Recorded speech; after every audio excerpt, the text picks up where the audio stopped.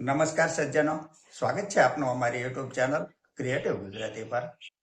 તો સજ્જનો, આજની ચર્ચાની શરૂઆત કરવી છે આપણે રૂપિયાથી. રૂપિયો એક એવું ટોલ છે જેને કોઈ છોડી શકતું નથી અને રૂપિયા વિના કોઈને ચાલતું પણ નથી.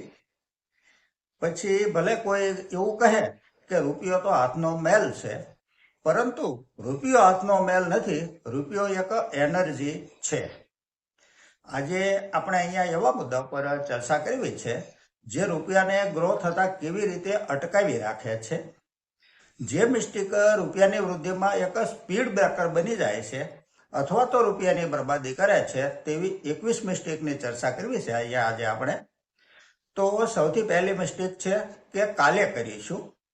હું કાલથી મહેનત કરીશ, કાલથી સેવિંગ કરીશ. આ જે કાલ ઉપર છોડી દેવાની વાત છે ને, તે માણસને ગરીબ બનાવી રાખે છે. બીજી ભૂલ થાય છે ઇન્સાનની, માત્ર અભ્યાસ કરતા જ રહી જાય છે, એક્શન નથી લેતા. અને એક્શન નથી લેતા એટલે માત્ર વાતો જ કરતા રહી જાય છે, જેથી કોઈ પણ જાતનું પરિણામ મળતું નથી. ત્રીજી મિસ્ટેક છે ગરીબ માણસો પાસેથી અમીર બનવાની સલાહ લેવી. માટે જેણે પણ અમીર બનવું છે તેણે સફળ માણસોની સલાહ લેવી જોઈએ. ગરીબ માણસોની સલાહ હંમેશા માટે માણસને ગરીબ જ રાખી દેતી હોય છે. ચોથી ગલતી છે લાઈફ પાર્ટનર પસંદ કરવામાં ભૂલ કરવી. એક એવા લાઈફ પાર્ટનર પસંદ કરવા જોઈએ જે હંમેશા ચર્ચા વિચારણા કરીને ક્ષીર અલગ તારવી એક સપોર્ટ સિસ્ટમ ખડી કરી દે. પાંચમી ભૂલ છે એકવાર ફેલ થવાથી તે ફિલ્ડને છોડી દેવું, તે ક્ષેત્રને છોડી દેવું. ફેલ્યોર મળવાથી માત્ર ને માત્ર એવું ન વિચારી લેવું જોઈએ કે આમાં બધા જ માઇનસ પોઈન્ટ છે. પ્લસ પોઈન્ટનો અભ્યાસ કરવાથી આગળના ટાઈમમાં સફળતા મળવાની શક્યતા પણ હોય જ છે. છઠ્ઠી મિસ્ટેક છે મહેનત કરવાથી મળે છે, તે વાત કદી પણ ન ભૂલવી જોઈએ.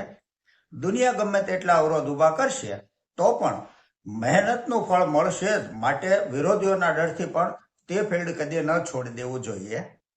સાતમી મિસ્ટેક છે જે હંમેશા ગરીબ જ રાખે છે કે માત્ર પરિસ્થિતિને જ દોષ દેવો, પરંતુ કોઈ પણ પ્રતિકૂળ પરિસ્થિતિમાંથી પણ રસ્તો કાઢવો તે જ હંમેશા સફળતા અપાવે છે.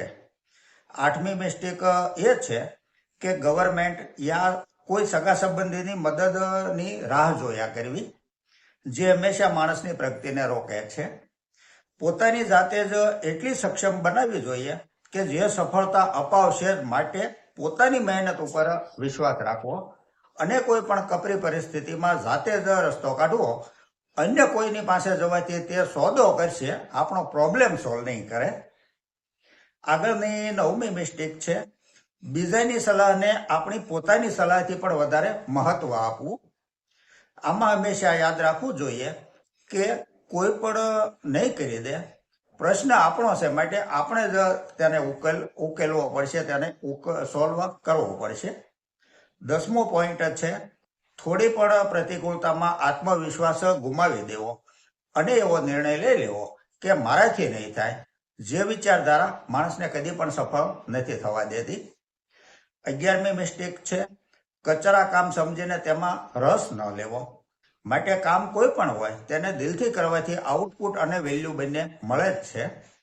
12મી મિસ્ટેક છે અન્ય કોઈની સાથે યા પોતાની જાત સાથે કરેલું કમિટમેન્ટ કદી પણ તોડી ન દેવું. માટે આ ભૂલ કદી ન કરવી. જે કમિટમેન્ટ કર્યું હોય તે પૂરી પ્રામાણિકતાથી નિભાવવું. 13મી મિસ્ટેક છે પરફેક્ટ કન્ડિશનની રાહ જોયા કરવી. તો એવું કદી બનતું જ નથી હોતું. અમુક પ્રતિકૂળતા સામે ઝઝૂમવું જ પડશે તેવી માનસિક તૈયારી રાખી કોઈ પણ કાર્યમાં વધારે પડતો વિલંબ ન કરવો. 14મી મિસ્ટેક છે વાસ્તવિક પરિસ્થિતિથી વધારે અમીર દેખાવાનો આગ્રહ જે ન રાખવો જોઈએ. જો કોઈ વ્યક્તિ પુઅર દેખાવામાં સંકોચ ન રાખે તો તે પોતાના મિત્રોથી ઘણા બધા આગળ નીકળી જઈ શકે છે સમય જતા. 15મી મિસ્ટેક છે વારંવાર ધંધા અથવા નિર્ણય બદલવા. માત્ર પ્લસ પોઈન્ટ ગણીને ધુબાકો મારી દેવો અને ધુબાકો માર્યા પછી ખબર પડે કે આમાં પણ માઇનસ પોઈન્ટ છે અને ત્યાર પછી બીજે નજર દોડાવી. માટે એક જગ્યાએ ફોકસ નહીં રહેવું પણ માણસને ગરીબ બનાવી રાખે છે. 16મી મિસ્ટેક છે જૂનો ધંધો છોડીને નવો ધંધો ચાલુ કરવો, જે કદી પણ વેલ્ધી નહીં બનવા દે. જૂનો ધંધો ત્યારે જ છોડવો જોઈએ જ્યારે નવો ધંધો પૂરેપૂરો સેટ થઈ ગયો હોય અને નક્કર રીતે આવક આપવા લાગ્યો હોય. 17મી મિસ્ટેક છે એકની એક ભૂલ વારંવાર કરવી.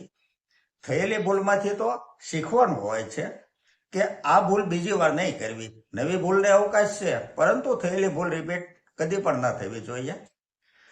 18મી મિસ્ટેક છે સંતોષ માની લેવો. નવા વિજ્ઞાનના સંશોધનથી અપડેટ રહેવામાં આળસ કરી જૂની ઘરેડમાં ચાલ્યા કરવું, જે આગળ જતા ગ્રોથને રોકી દેશે. 19મી મિસ્ટેક છે જે ચીજ સારી રીતે રળીને આપે છે તેમાં ઇન્ટરેસ્ટ ઘટાડી દઈ અન્ય જગ્યાએ નજર કેન્દ્રિત કરવી, જેનાથી જૂની આવક બંધ થઈ જાય છે. 20મી મિસ્ટેક છે પોતાની જાત ઉપર ઓવર કોન્ફિડન્સ, જેનાથી એવું માની લેવું કે મને જ બધી ખબર પડે છે, જેનાથી માનસિક વિકાસ અને લર્નિંગ બંને અટકી જાય છે. સરવાળે સમય સાથે તાલ નથી મિલાવી શકાતો. 21મી મિસ્ટેક છે મારે તો ખિસ્સે હિસાબ હોય, આવક જાવકનું લખાણ યા બજેટિંગ એવું કંઈ હોતું જ નથી. પછી સરવાળે કહે છે કે કમાણા ઘણું પણ કાંઈ વધ્યું જ નહીં. ક્યાં ગયું કાંઈ ખબર જ ન પડી. તો દોસ્તો, જેઓએ પણ ગરીબ બની રહેવું હોય તેઓએ આ મિસ્ટેક કરવી, અને જેણે અમીર બનવું છે તેઓએ આ મિસ્ટેકથી હરદિન બચતા રહેવું જોઈએ. તો સજ્જનો, આ સાથે આજની આ ચર્ચા અહીં પૂરી કરીએ છીએ. જો આપને આજની આ ચર્ચા પસંદ આવી હોય તો લાઈક કરજો, શેર કરજો, મારી ચેનલને સબસ્ક્રાઈબ કરજો. નમસ્કાર.